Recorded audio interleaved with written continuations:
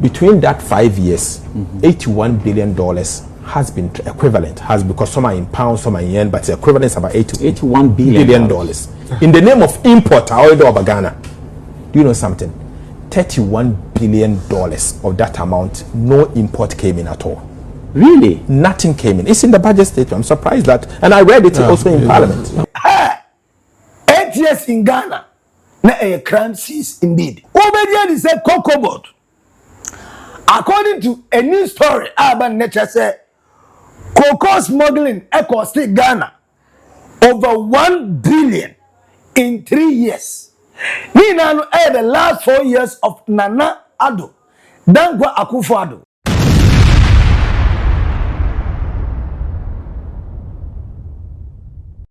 Indeed, Ghana was a crime scene.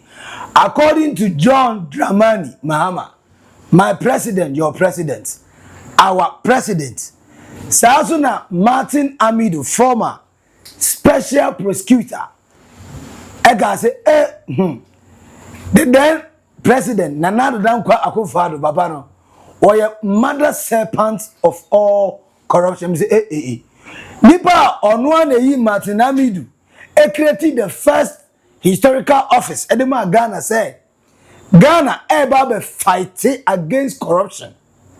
All because, according to the MPP administration at that time, Nana Dankwa Akufo-Addo and then the vice, Dr. Alhaji Mahmoud Bawumia, HSA, Sika NDC vote D from 2008, ever since 2016, unprecedented.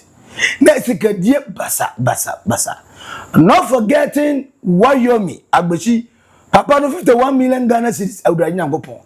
Ghana Dani Butu Yena Chizobias Ye Chrono Pani. Now we are after the budget, 2026 budget, and the finance minister, Dr. ATO FORSON, Edibetu Janjeze, almost a time na crime scene and Nadia. And Nadia say, young say a crime scene, and then I say a jail scene because Chrono Mabono. Oka say a crime no can we. This all do to jail emani. Ubedia di said Ghana, ye import. According to the finance minister, Dr. ATO FORSON just hey. Only the president John Dramani Mahama and this for omu tibia here. Ayese moko ehye omu hwe ensuo ni na afiri mu ba adantia. Osi over 80 billion US dollars a ayese ka Ghana for the koye import no. Yengo hwehwe mu yehwe data na 31 billion ayira. Hey, sika Ghana for the free Ghana ha. Ekwakoto ade no. Ade na ekoto in ade na ma but sikane koye sikane so ma This country has been raped, and often you blame the politicians alone unnecessary, but also we are all part of it. Ghanaians are part of the problem. Foreigners are also part of it. In fact, people living in Ghana, let me put this, are part of it. Do you know something? Between 2020 April to March 2025, you share when I will process or your invoices using the ICOMs. Yeah. We call something IDF. IDF ni ya say look at transfer sika if Ghana acquire. That is what you use to process. Now a transfer ada e ko to your school fees on account. Say look at acquire wow shopping bibi kitu be on account.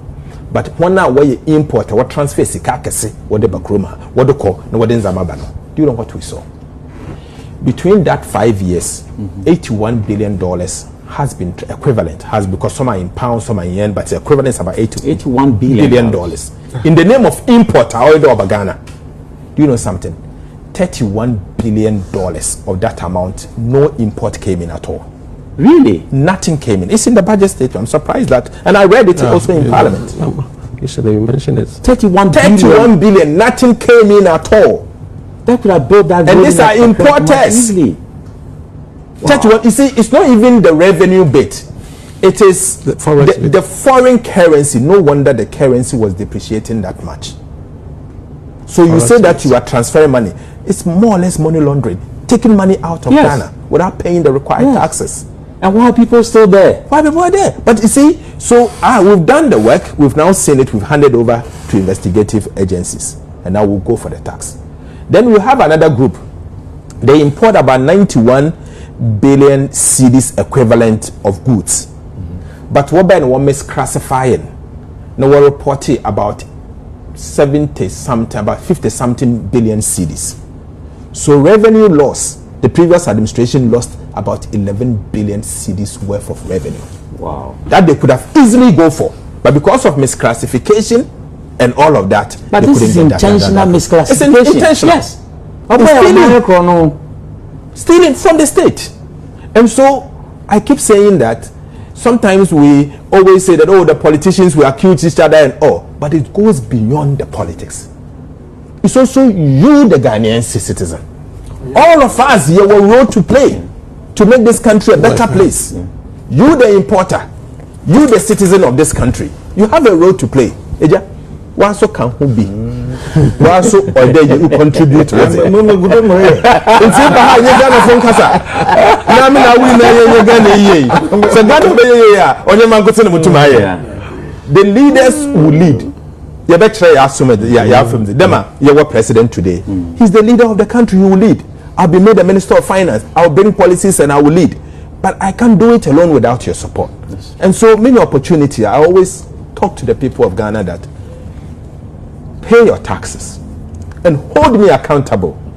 Hold me accountable and let me justify how I've used your taxes. If you think I've not used it well, you have every right to say whatever to me. But you need to contribute. Yeah.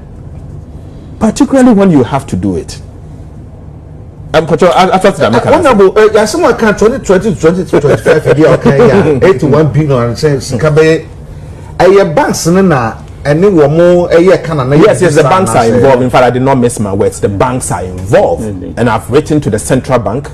They want regulatory actions in attack banks, and I want answers from the Bank of Ghana. If any bank has flouted any rule, may I expect it or the what was punishment or the more. But this cannot continue as a country. Because look, the same people will turn around, currency will collapse and come and insult everybody as if we don't know what we are doing. He what a chrono fita chrono di eja siche eja koko eja na sewa warankasa obeba eti eja na siche finance minister wey baby aduru no Owasani adeni na aka Bank of Ghana Governor Johnson asema say Bank of Ghana for yen hwehwemu omu ya na ebusa say wanmu ana sani sika ko outside wanmu ana sika na omu sani go outside no ye go check it Port and Harbour omoniama ama enti eba ne sen sika no omu sani ye say omu kwa akoto eniema ama Ghana for ayusu amomanya mfaso sikano ko ye sikana ma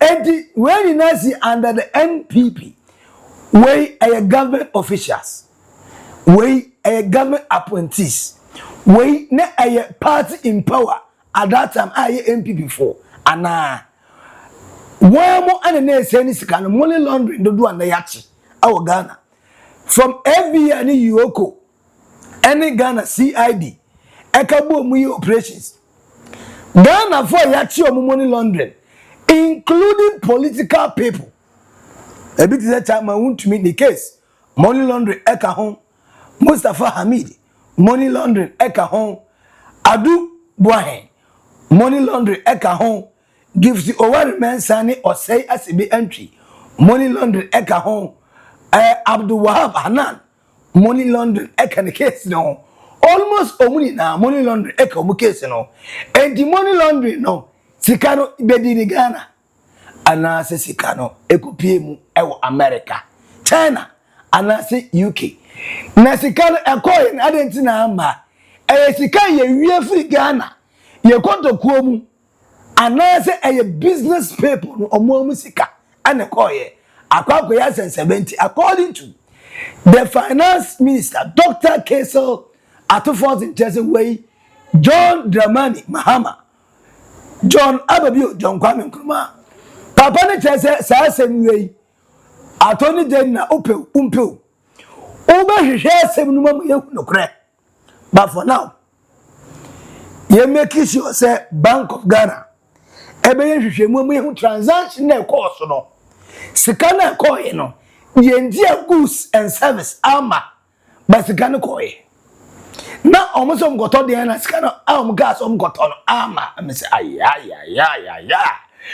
Mama be asem kase eba be si bibi be si aba bibi be si eti asem no aye che but finance minister just say asem go eye dey a ye be hwemu ahu asem no ni puma si bre ha 8 years in Ghana na eye crime cease indeed na awra ho sam ni say enye nko ha akro no ekoso wo Ghana ye sana do so Obedience said COCOBOD. According to a news story, Urban Nature said cocoa smuggling cost Ghana over 1 billion in 3 years. Nina the last 4 years of Nana Ado, Dankwa Akufo-Addo, Nana Showboy, Nana Gagai, Nana Show Gaga, Nana Sikam Pedide, Nana any Dr. Alhaji Mahmoud Bawumia, the vice president. Almost time 3 years in MPP for man Allah. Yes, gold pa. Asema ba. Sala cocoa sun semo ho. Yes, smuggle cocoa. Edifa Cote d'Ivoire, Burkina Faso, Togo. Ye neighboring countries border. And we realize that one of the challenges that we are facing, especially in the Volta and Oti region, is the smuggling of cocoa beans across the borders of the country. To the extent that if we juxtapose the cost of input that we supply to the farmers and the output in terms of production that we are getting, there's nothing to write home about, because cocoa is the backbone of our economy and will continue to remain same.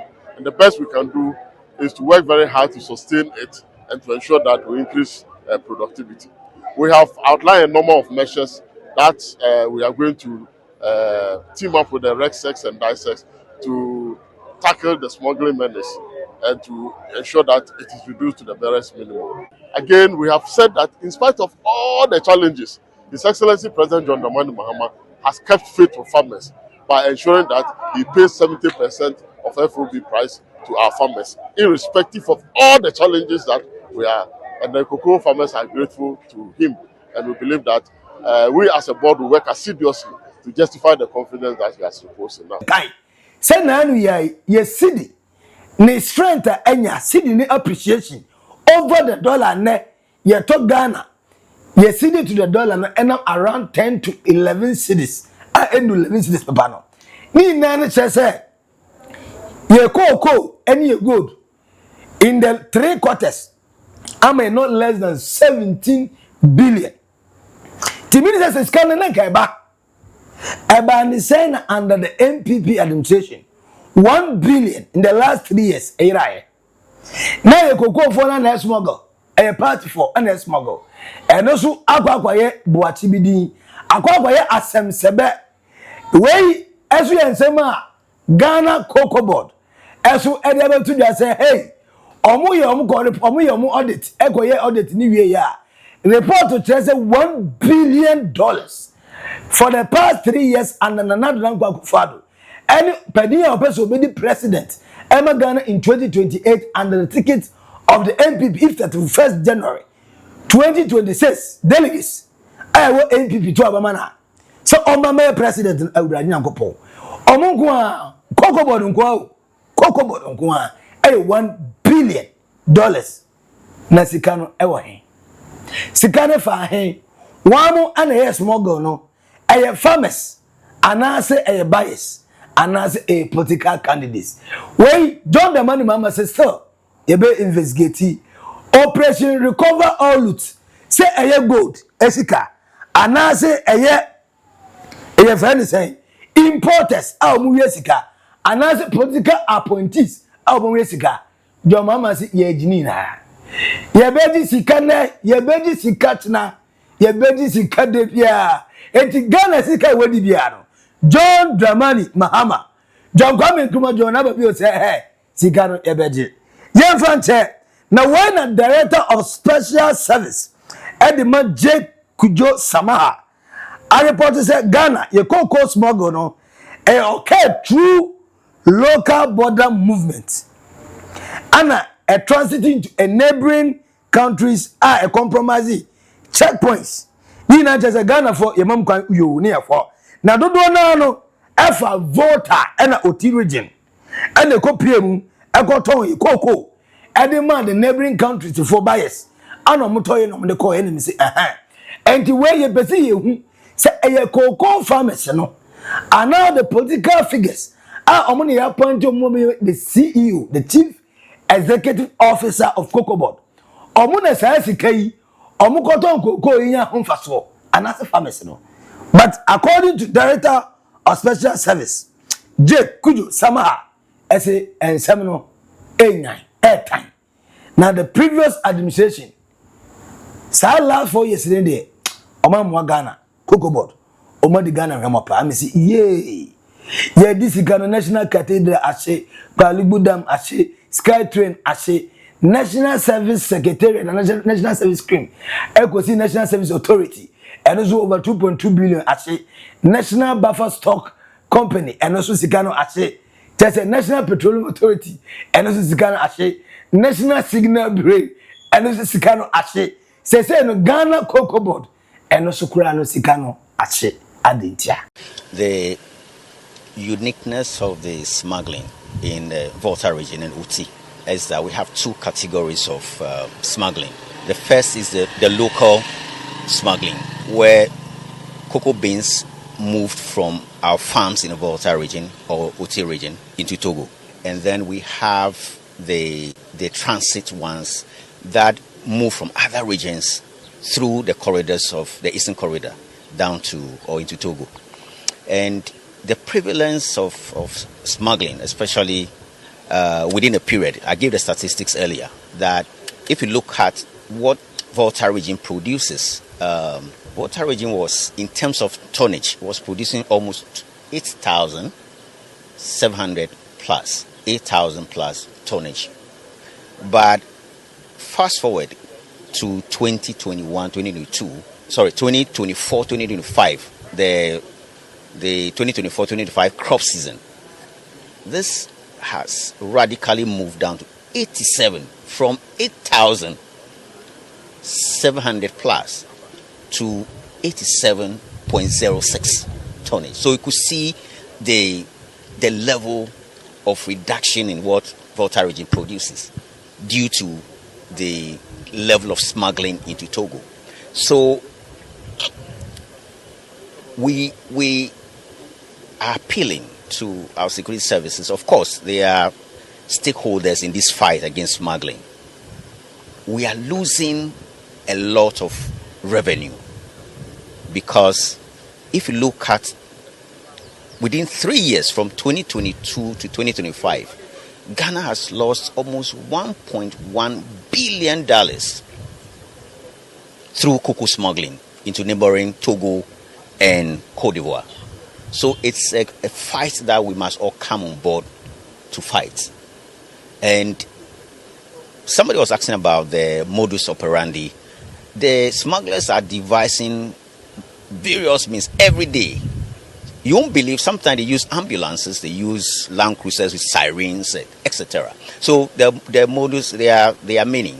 And well, with intelligence, I think, and with the support of our security services, I think we can win the fight. So I was saying that the kind of, and I was so candid when I was speaking to the RECSEC members, that the kind of cooperation and support that we need from the security services, we are not getting. Why? Because as the regional minister, you listen to him, some of the smuggling that the transit ones, vehicles move from other regions through this place, from other regions. Does it mean that the security services are not manning their checkpoints, etc.? So some of them have compromised themselves very much. And that's a fact. I don't want to put certain things in the public, but we need that patriotism. That's na bakwe din fatana efatane ewakono na jese na kukudro ene kwa fa so kodin aman enti na ebo na baso John Dramani Mahama John Ababio John Kwame Nkrumah the reincarnated. Papa no buy no obia say yeah, obia say is good. But me say political figures there. You tell you mundi, you never say never. You can never trust them forever. But for now, the last 10 months under John Dramani Mama, me say can come in a blessing.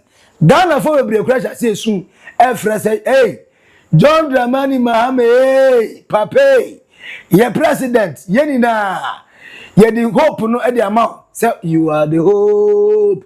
Oh ya bam papa waba, enti papa tete mkwenya neko. Na wey na papa bia, o say ogoto bia ni minim. Se fine na waye, se ne yire na na ma pressure and again na eja no. Awo kwan so, akwa no to bia ni wie ni refi. Waja ni motorbike kama pa. Edi esi kwa ho. Ogogoda ya de tinye osi ye mi motor we hefa. Osaba ye be the place o kai se asa hana mi da mi motor obaya. Ade ati motor na susi osi eh Herman da susi so. Ano si ye John Mahama. Charlie, no easy you. This morning I can't buy food yesterday. Where I leave my bike for here. So this morning I wake up say I can't check my bike. I know day. Not knowing where I can buy the food. If there I leave them. The bike day intact. Everything day. The helmet. Nobody pick them. See. Nobody pick the bike. Ghana be safe and power. Krono ye born with MPP administration. Koko sika ye fa. Importers are sending sika emma. Ye di Ghana sika basa. Ye we from all national side. Contractors edi sika ne bi ka ho. Amanfo we sika man ne the former finance minister Ken Oforiata ye pen Ghana kra papa ni wodwane. Ba onko ba ya papa. As a nanu ya gas security nkoyi. What strengthen the security of Ghana no? Me motorbike me jesi abonti ewrade. Ma kwasa ba bedu anosi Nyankobo nchirawo. Nyankobo nchira president Ghana as a sanity ese aba. Amanfo shase we na bi say hweye na bia na de ne lack. Ghana there if you pray for luck because system no work. System no nya adwuma. Amanfo ye greedy bastard. Amanfo nya yo mewia di we ahwa. Na so musuro o ma dwene say motowura ben. Motowura si ho. Motowura we mistake obewa be ebia na enu ntia ebi so de bi. Ebia security service no. Kwaya na say omochechi arm robbers no. People are getting afraid say say me ko wie say kunkurom na etimia. Yes, I mean, baby, nyagro and Ghana judges. Papa, your friend Bafo Boni, ne Ecositra, President John Dramani Mama in Parliament. Baby, the substantive Chief Justice, Eddie Ghana. Aside that, Supreme Court New Justice 7, Edabeka Ho. Court to her, High Court to Hozuno, the 30 friends say 31 judges as I go, Appeal Court, and also 21 judges. Eddie Ababa County, yes, say a baby fast track court judge. A fast track court 24-hour court at as a court no ye dia asem no ye dia gosi na de che enti amanfo nim say me bokro no na etimi nne na etimi tina the 3-4 5-6 day na ye jeli mi aka me nya lawyer e ma na me defen cancel e ma me ho ntobe but ni na echi no say say be si dia ene kro no me nya mbo enti omo ni agugudo no ema no omo sa say duane eja mema no mema so de mo ye den police for chemo a Ghana court anybody said they said nefata na upolitike mpo ye penache no o government appointee mpo ye penache no die ono ene aban agro omo ye ka bia yeye omo te parliament omo kra mo nya pressure fire John Dramani Mama say ebeka obia said the Singapore one kwanli eye ma Singapore ama ne ene o laptop o phone o sika eto phone Singapore obekwa asaba oba na wa mehu akode ne by police station on sabe ka papa na Singapore ba wakosua de wakotie nkomo wa ho say operation cover all to no here be kiane ke say ade esi na ye ma Ghana fo asundue ba Ghana nti papa ne say John Mahama ido why ni na Ghana be de ni na no ebedam minu mienu eso but importers ade na mu import ya de over 80 billion not 31 billion koya ama. Now there's a full shortage. I buy a month, yenya high cost of living.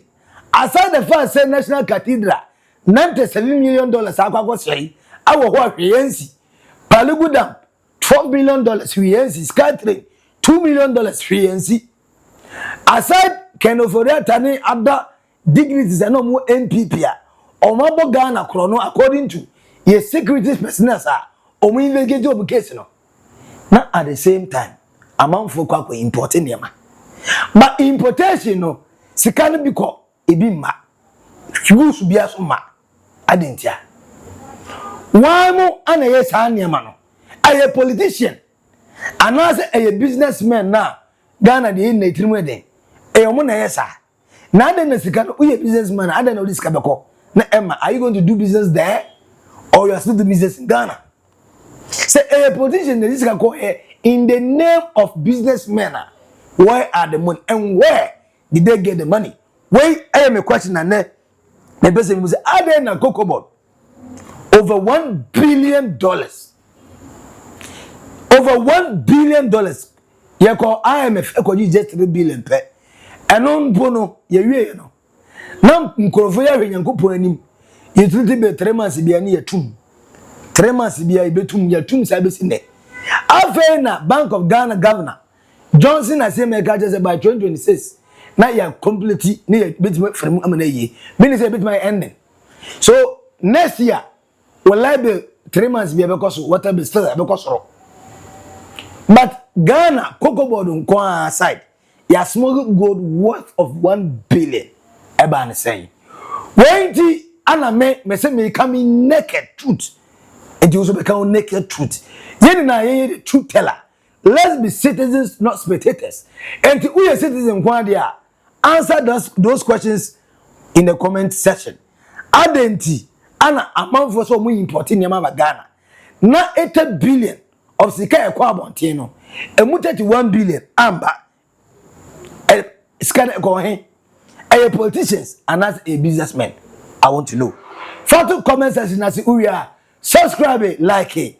Na sema unya esu enyebi ewe. Edino bakope Maxi Billian. Our naked truth on Oldboga trends. Macau. Bye bye.